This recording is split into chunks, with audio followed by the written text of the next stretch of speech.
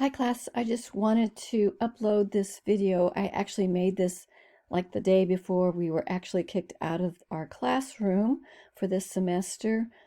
So these are just quick little overviews, and this one's showing you the respiratory system. Here is our torso model, so I am going to talk you through what you're going to be seeing. So let me play this. Okay, class, I actually had to make this video 2 times as slow because I was talking so fast. But here we go. Here is the general view of how our lungs sit in our thoracic cavity. We have 2 lungs, right and left lung, and the top of the lungs is called the apex. We have the apex, top part of our lungs, and the base, the bottom part of our lungs. So apex, base, apex, base. This is our right lung, much bigger than our left lung because our left lung has this cardiac notch. It has to make room for the heart because the heart is taking up that left-sided space.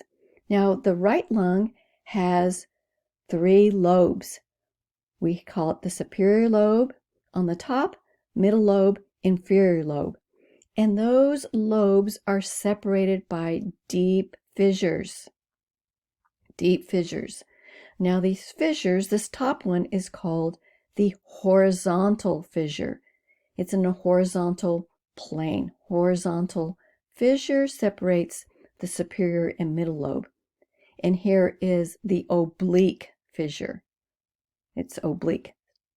So if we go to our left lung, we only have our superior and inferior lobes, and we have 1 oblique fissure. There's our oblique fissure separating the superior and inferior lobe on the left. Now, if we remove our lungs, we're going to see these impressions. We call these the cardiac impressions of the lung because they are accommodating the heart. So that's where the heart is going to be sitting, in between our 2 lungs. So on this torso model, we can see the upper part of some of our airway structures. This top part up here, this is going to be the larynx. Now I have another video just on the larynx model, but here we see on this torso model, we can see this part of the larynx. So what you can see here, this blue structure is the thyroid cartilage. Now, thyroid cartilage is protecting the vocal cords that are deep to it, and right in the middle of the thyroid cartilage is the laryngoprominence, or the Adam's apple, real prominent in men. Now, here's your hyoid bone. We're not going to be able to see the cricoid cartilage very well on this model, but here is the thyroid gland, one of your endocrine glands. This blue structure is part of the trachea. And now the distal end of the trachea, down here, we're going to see the trachea is going to split. And this part where the trachea splits is called the carina. The carina. I'll show you this on another video too of the trachea. But going to the left lung, this is the left primary bronchus. It is delivering oxygen to the left lung. And remember, the left lung has 2 lobes. So we are going to have 2 secondary bronchi, aka lobar bronchi. Lobar tells you it's going to the lobes. So 2 secondary bronchi on the left lung, because remember, the left lung only has 2 lobes. So that's it for the left side. But if we go over to come on, let's go over to the right side. Here is the right primary bronchus right there. Here's the right primary bronchus. It is short, really short, short and fat. So that's the right primary bronchus. And it's going to split. And it's going to split 1, 2, 3. 3 secondary bronchi, aka lobar bronchi, because the right lung has 1, 2, 3 lobes. So 3 lobar bronchi. So once we get deep to, I want to show you this, the esophagus runs deep to the trachea. And that's going to become important when we look at the trachea model too. So this is just showing you the esophagus running deep to the trachea, and the esophagus comes out into the abdominal cavity. And now let's look at our larynx classroom model 2. So here is the big larynx model, and I just wanted to show you this compared to the torso model, so what you can see. So here you can kind of see the hyoid bone up here. Here is the hyoid bone on the model. Here is the thyroid cartilage, this big thyroid cartilage plate. Here is the thyroid cartilage on this model. Can't really see the cricoid cartilage here. It's just inferior to the thyroid cartilage. This is the cricoid cartilage on the model. And then here's the trachea. We are seeing part of the trachea here. So when you think of the larynx, this is this from here to here. This is aka the voice box. The voice box. So what is it included in the larynx? Well, the larynx has 6 different cartilage structures that are made of cartilage. 3 of them are unpaired, 3 of them are paired. Now, the ones you need to know are the unpaired ones. And here they are in the front, in the anterior view. The thyroid cartilage. This is a huge cartilage plate. It is shielding, protecting the vocal cords that are just deep to it. Here, this part right here, where it protrudes out a little bit, this is the laryngeal prominence, which is much bigger in men than in women, aka the Adam's apple. What do you need to know about the thyroid cartilage? Well, it's made out of hyaline cartilage, and it does not go all the way around the larynx. So we'll see that on the back side. Now, the next cartilage that you need to know, the unpaired cartilage, is the cricoid cartilage. Now, this cricoid cartilage is just inferior to the thyroid cartilage. This cricoid cartilage makes a complete ring. It makes a complete ring around the larynx, and that will be important. And we'll see it on the back side. It looks tiny on the front, but it is pretty big in the back. And the other unpaired cartilage structure you need to know is this guy peeking out here. This is the epiglottis. Now, the epiglottis is made of cartilage. It's made up of elastic cartilage. Everything else is made up of hyaline cartilage. So let's look at our posterior view. So again, this is the thyroid cartilage here, and the thyroid cartilage on the other side. And here is the cricoid cartilage. This whole thing here is cricoid cartilage. So this, remember in the front, the cricoid cartilage was pretty small, but this whole back thing is the cricoid cartilage. Now we said there's 3 paired cartilage structures. Here's the arytenoid right here on each side, and on top of the arytenoid cartilages are the corniculate cartilages. For my class, for this semester, you don't need to know these.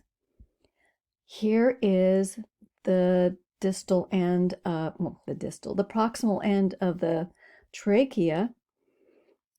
So the trachea, if you look back here, you see that its rings, these are cartilage rings. These are C rings. They're not O rings. They don't go all the way around. They're C rings. The backside of the trachea does not have cartilage that goes all the way around. And remember what structure is right here. This is where the esophagus is going. So we'll talk about that in a little bit later when we look at our trachea model. So in the superior view of this larynx model, we can see here's the hyoid bone. Here is the epiglottis. Here is the thyroid cartilage again. Remember, the thyroid cartilage does not go all the way around. And down here you can see part of the cricoid cartilage, that blue thing. This tan structure is representing the vocal folds, aka the vocal cords. Now, these vocal folds are attached to the arytenoid cartilage. These are paired. There's one on each side. Arytenoid cartilage with the corniculate cartilage that looks like candy corns. I'm just showing you that the vocal cords are attached to these arytenoid cartilages. So, here's your epiglottis. Now we have the vocal cords are open. Now these vocal cords are controlled by lots of muscles. And if you're a singer, you have good control over all these muscles. But when the vocal cords are open, you have entrance into the airway. So remember, what is just deep to the vocal cords? The trachea. The trachea is right here. So these vocal cords, they have an entrance into what we call the glottis. The glottis just means entrance into your airway, your trachea. That is why this structure is called the epiglottis.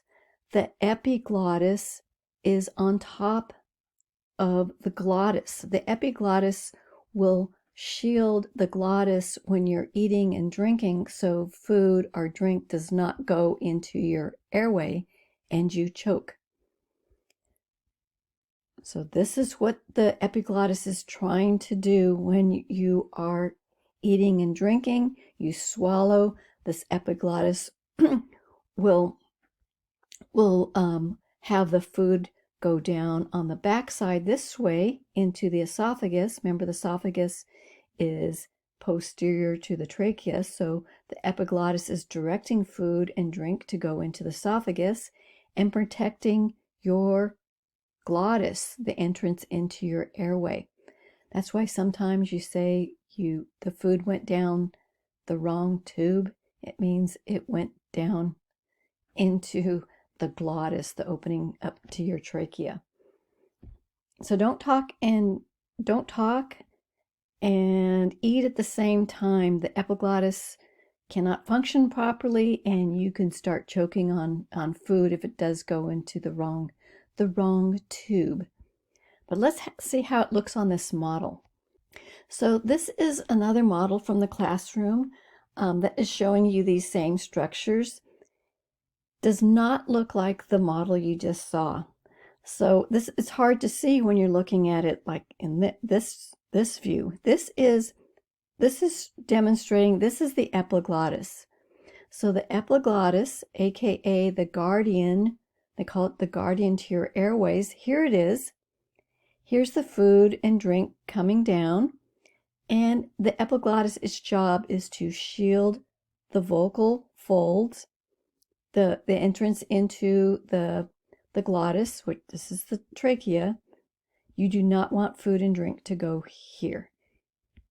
The epiglottis will be going over this area, and food and drink will be hopefully going down this structure, which is the esophagus.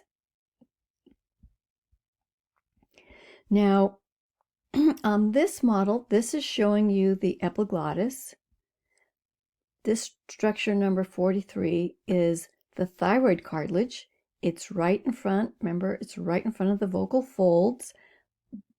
I don't know which number. I think 41 is this structure here. That is the vocal folds, aka the vocal cords. The vestibular folds are on either side of the vocal cords. Those vestibular folds are also called the false vocal cords. So thyroid cartilage does not go all the way around. Here is the cricoid cartilage, just distal to the thyroid cartilage. Cricoid cartilage goes all the way around. So this is showing you the back side, the posterior side of the cricoid cartilage. Now, if you are going to intubate a patient, you are going to be using a laryngoscope because you're going down into the larynx. And what you're going to be doing is you're looking for that epiglottis. Remember, the epiglottis is the guardian to your airway. So if you can find the epiglottis, you should see just distal to the epiglottis the vocal cords.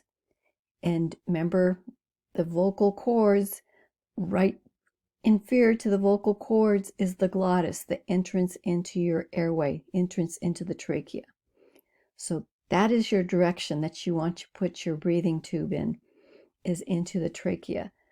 What you don't want is this tube to go into the esophagus, because it's easy, if you don't know what you're doing or you can't see what you're doing, to get this tube going down into the esophagus. So what does the real structures look like versus the model? Here is your epiglottis. Does not look like this, connected to a metal wire. This is the real epiglottis. Here is the vocal cords, these white structures. This is showing you the vocal cords on the model. Remember, the vestibular folds are on, they're not the vocal cords, they're on either side of the vocal cords.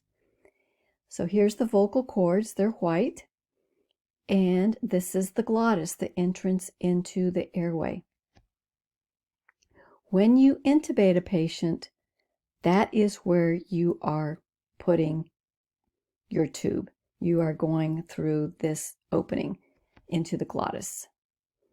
Now, I want to just show you a little video, if I can find one, on how the vocal cords actually produce sound. So let me try to go and find one for you. The vocal cord. The vocal cords open when we breathe and come together when we make noise with our voices, and are covered up when we swallow. A type of lid called the epiglottis closes over the vocal cords when we swallow. Sometimes fluid gets through and we cough to clear it out. When air passes through our vocal cords as we speak or sing, they create a series of sound waves, which we can hear. This series of sound waves we call vibration. The vocal cords create the initial vibrations, which is the initial tones we hear that begin the sound we make when speaking and singing.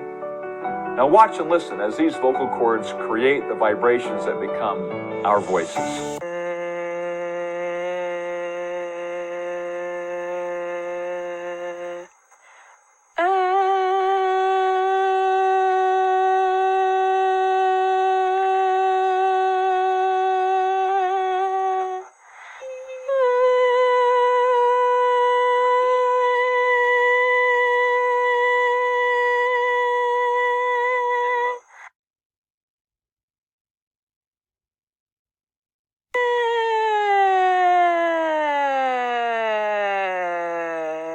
So I hope that helps you understand the larynx and the importance of the vocal cords and how they help produce sound.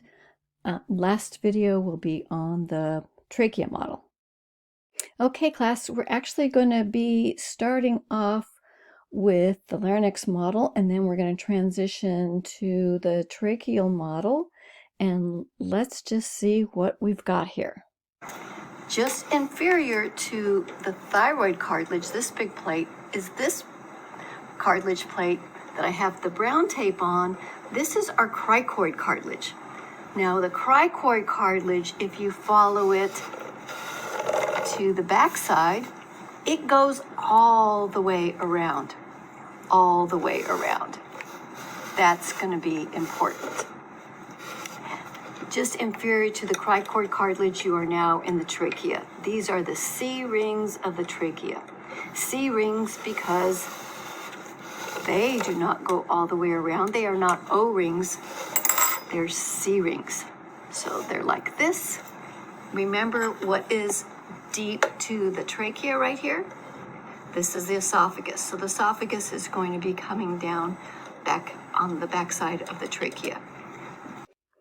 Hi class, so this is going to be our last video. This is the video on the trachea, and I most likely will have to narrate over my original video. I was just talking way too fast, but let's let it go. So here is our model of the trachea. As I'm showing you, what do we see? At the top part, we still have part of the larynx attached to it. Here is the hyoid bone, here is the thyroid cartilage, and inferior to that's the cricoid cartilage. And if we go on the back side, we can now see this is showing you the epiglottis sticking up here. Here is the cricoid cartilage. Going back to the thyroid cartilage again. I'm not sure why I'm showing you thyroid cartilage and cricoid cartilage again. I guess I just love the cricoid cartilage. Anyway, let's get back to the epiglottis. So here is the epiglottis. Here's our superior view. So we are looking down into the glottis. Remember, I'm trying to show you that if you flash a light down here, let me get this out of the way. The probe is on the epiglottis. I'm shining a light, so hopefully you can see the vocal cords better. And then I'm going to put the probe in the glottis. That's the direction you want to put your air tube in. You want to go in between those two vocal cords, stick your tube down there. You know now you are in the trachea. And if I would get my hand out of the way, you could actually see that. But you are in the trachea, and that's where your air tube should be. So pretty cool that you can actually see this on the model. At least I think it's kind of cool. So let's get back to the trachea, the external structures. We have all our C rings, all these hyaline cartilage C rings of the trachea. Remember, C rings, they do not go into the backside. I got a frog in my throat. Geesh. So here is the trachea. The distal end of the trachea, we have our two primary bronchi that are going to the right and left lungs.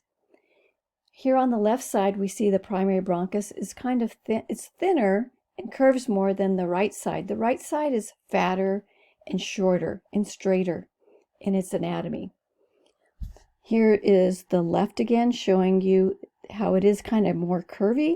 So if you swallowed something, or you have a child that swallows a Lego and it goes down their trachea, most likely it will go down the right primary bronchus because of the anatomy. And you can kind of hopefully see that, why it would go down in that direction. So if we look at our right primary bronchus, remember the right lung has 3 lobes. So we have 3 secondary bronchi, 1, 2, 3 secondary lobar bronchi to the 3 lobes. And on the left side, Here's our left primary bronchus, and it has, the left lung has 2 lobes, so we have 2 secondary or lobar bronchi. All these other things are showing you the branching of the bronchial tree, which I'm not going to show you. Here is the carina. The carina is just this area in the distal trachea where it splits and gives you the primary bronchi. So that's it for the trachea.